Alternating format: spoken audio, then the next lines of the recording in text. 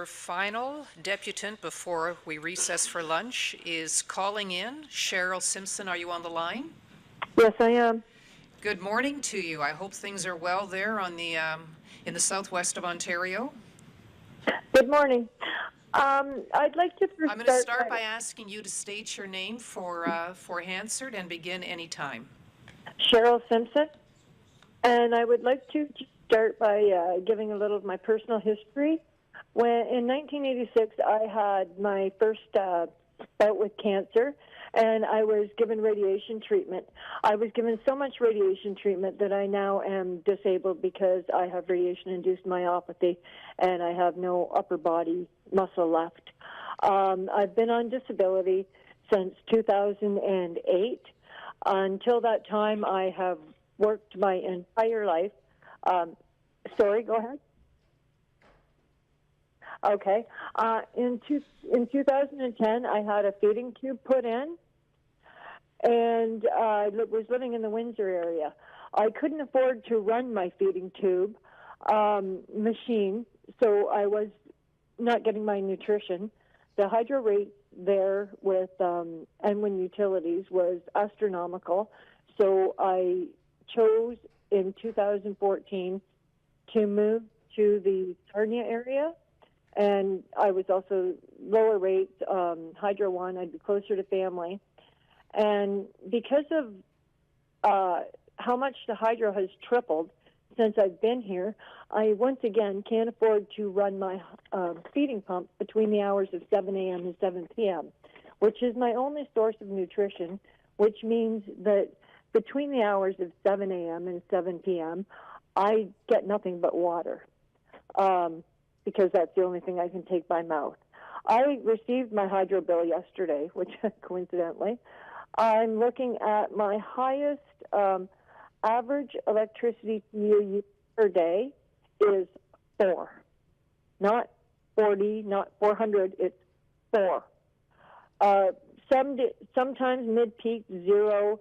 They're usually 0, 1, 2, 3 would be the highest number, other than the total being 4 on the 1 week. I don't know how I'm expected to pay my bill. I don't know how I can lower it anymore. My bill is actually under $10, but the delivery charges are what's killing me. And I can't afford to not have my food. I've lived here 3 years. When I moved here, I was 115 pounds. Now I'm not even 100. I simply can't to run it. I've tried the hydro program that's supposed to give you relief, except they only do for people with oxygen tanks and dialysis. Feeding machines don't count. And I'm not the only person in this province with this issue, I'm sure. Now, you're putting our rates up. Now, the 25% projection is for what percent years from now? How much is my hydro going to... That's the question. Can anyone answer me? Ms. Simpson, are you continuing or are you ready for questions? No, I actually am ready for questions. I have quite a few questions. Okay, very good. Our first question, or you have questions? Yes, I do. Can you please repeat your comments? We're having some difficulty with the audio.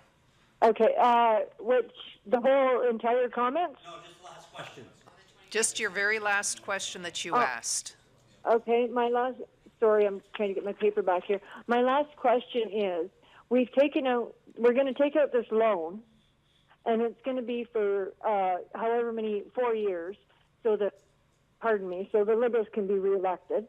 And now I want to know, in 4 years, how much is my hydro going to go up? I already can't afford to run a feeding pump. How much is it going to go up in 4 years? What percent?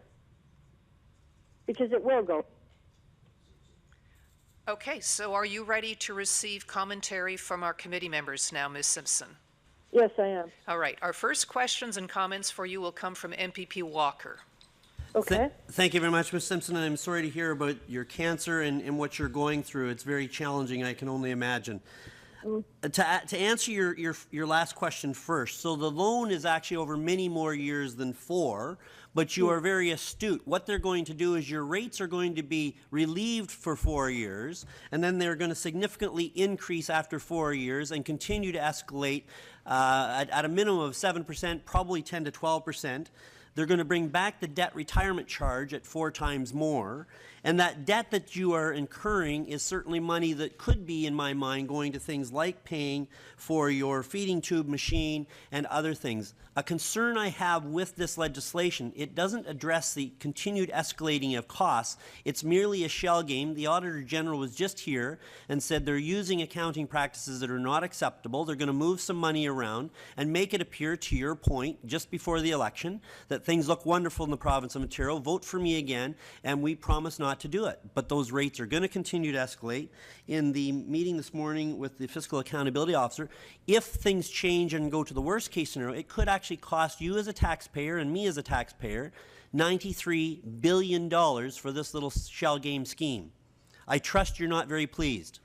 No, not at all, actually. And what I failed to mention was when I moved here, I had $45,000 in my RSPs, and in January every year, under financial hardship, I cash in the maximum, and I am now down to under $15,000 in my RSPs, and I'm in my 50s.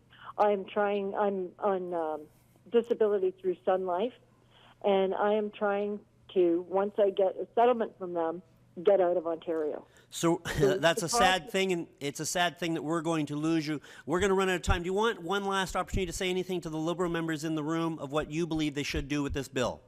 Well, I think the bill should be scrapped. I don't know how you can rob Peter to pay Paul. Like, they sell off everything in Ontario that is profitable, and they look for money elsewhere. Keep the things that are profitable. Quit selling off Ontario. If you keep some of these things that are profitable, like Hydro One, like the casinos, like LCBO, then possibly we would have a profit instead of such a huge deficit and a continuing huge deficit.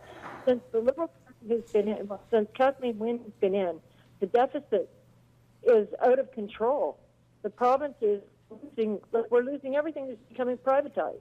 BC owns our casinos. Like, what's going on? It wasn't it. Give us a place to stand and a place to grow, and we will build Ontario, and we will destroy Ontario. Thank you very much, Ms. Simpson. Our next questions for you are from MPP French. Hi, thank you very much, and I'm glad that you took some time today to call in and speak to the committee. We've been hearing from people across Ontario saying a lot of similar things to what we're hearing from you, but of course your specifics are your own.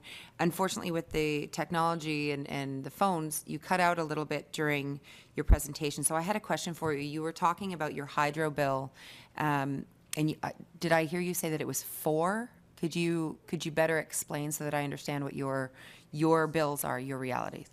Okay, yes, I'm looking at my the kilowatts. Right now there's absolutely nothing on in my home. My microwave is even unplugged so that I don't use phantom hydro. The 4 I'm talking about is under, when you look at your hydro bill and you compare your electricity rates, it's your average electricity you use per day. No, mine would be the maximum on my bill would be 4 kilowatts. So that's what I that's what I thought I had understood when I heard you. But as you said, delivery is what's killing me. That's right. What is your total bill? Well, I'm on a budget plan, so my total bill is actually $63. But if I look at the bill, like I used, let's see, not even $10 in hydro, and my delivery charges are $40. So, Cheryl, as you were explaining how you have already been using your savings and trying to make that stretch as far as you can, and I understand your plan to leave Ontario, but if you don't and you stay here, are you going to be able to? How are you going to be able to afford the bills if they continue to go up? So we've talked today about this 4 year, and after 4 years that that then they will continue to rise and as my colleague had said earlier, go up by about 7% per year and looking at over a decade. Where would that leave you? And also, perhaps you could weigh in about your neighbors. Actually, myself, because my bills are so much and because it's a feeding tube and with everything that goes with having had cancer, I've had it 4 times. And now with having a feeding tube and being limited to, I don't get any nutrition from 7 to 7. I'm actually have spoken with my doctor about the suicide because I believe that's probably my only option. Now we'll go to my neighbor. I was over speaking with a neighbor yesterday, actually, who just had her 83rd birthday, and she was outside. She's on oxygen, and she's explaining to me how she doesn't know what she's going to do, and she's almost glad the end is near because she can't afford her bills either. Ms. Simpson, our final questions for you are coming from our government side. MPP Delaney.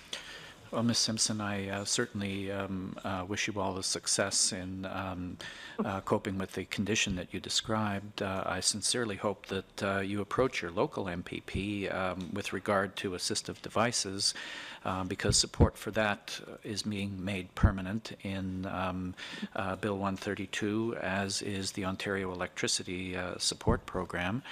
In your tax filings, which I'm sure you do every year, I'm sure you'll be eligible for some electricity support there. Of course, the 25% rate cut is being made permanent, and I'm afraid the allegations made by my good friend and colleague from the PC party are all wrong. The province is, however, in surplus, and if the Tories are proposing selling the LCBO, I can assure you very much that our government has never considered it. But, Chair, thank you very much for the opportunity to make these comments, and we have no further questions. Thank you very much, Mr. Delaney. Cheryl Simpson, thank you very much for calling in and sharing your comments this morning. Committee members, we stand in recess until 1 p.m. Thank you very much. Hello, can I reply to him? No.